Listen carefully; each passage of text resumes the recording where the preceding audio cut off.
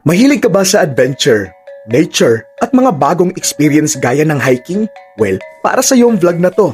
Dahil sasamahan niyo ako sa aking pag-akyat sa pinakabagong bukas na tourist spot sa Matanao, Davao del Sur, ang Bundok Lamabal.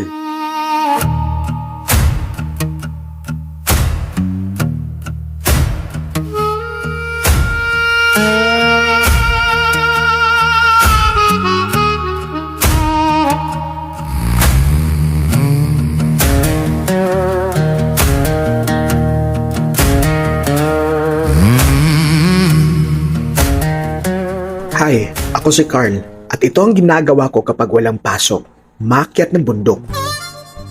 Alas 12 pa nga ng hating gabi ay agad na akong gumising dahil aalis kami ng exact 1 AM ng umaga. Kailangan namin umalis ng maaga dahil medyo may kalayuan ang aming biyahe papuntang Matanao. At kailangan ko pang i-prepare ang aking susuotin at mga gamit na dadalhin.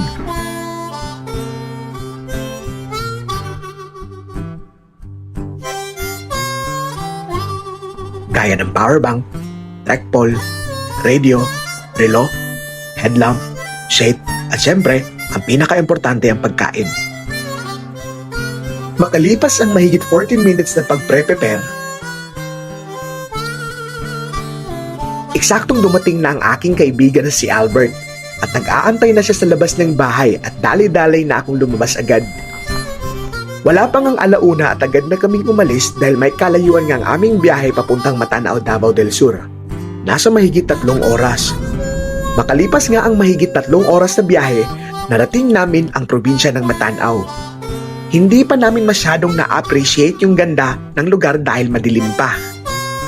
After 20 minutes na biyahe galing kanto ng main highway, unti-unting sumisikip ang daan at nagsisimula na ang paahon at pakurbadang daan. Unti-unti na rin gumagapang ang liwanag sa kalangitan. Dito, dahan-dahan naming natunghayan ang malamukinon na view ng Matanao.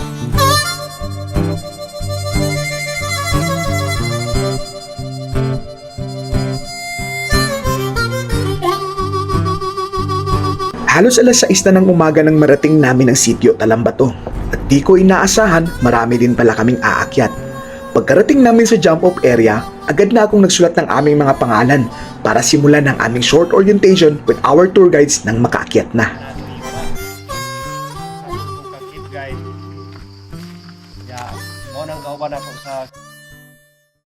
Matapos ang aming short orientation, ay agad na kaming umakyat at simula na ng lakaran.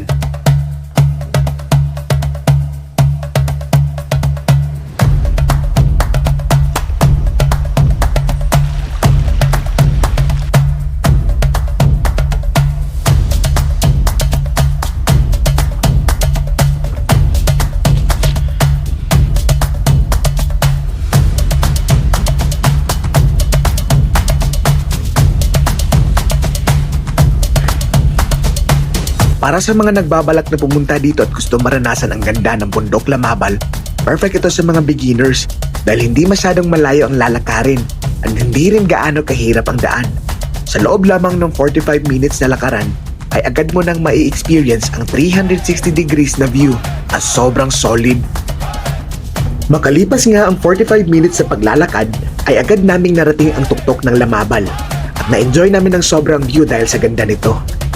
Para mas ma-enjoy nyo ang panoorin tong vlog na to at nasaksiyan ang ganda ng Bundok Lamabal, ay bibigyan ko kayo ng solid na aerial shots. Hey, mi maguduman ang duninon moksafkaan bagga mo magindo maral di dalan bagtasan puli arap di munan. Mi maguduman ang duninon moksafkaan bagga mo magindo maral di dalan bagtasan puli arap di munan. At agad na kaming bumaba dahil mainit na. At dahil medyo pagod na rin ang aming katawan, I think dito ko na lang tatapusin yung vlog ko. Hanggang sa muli, paalam!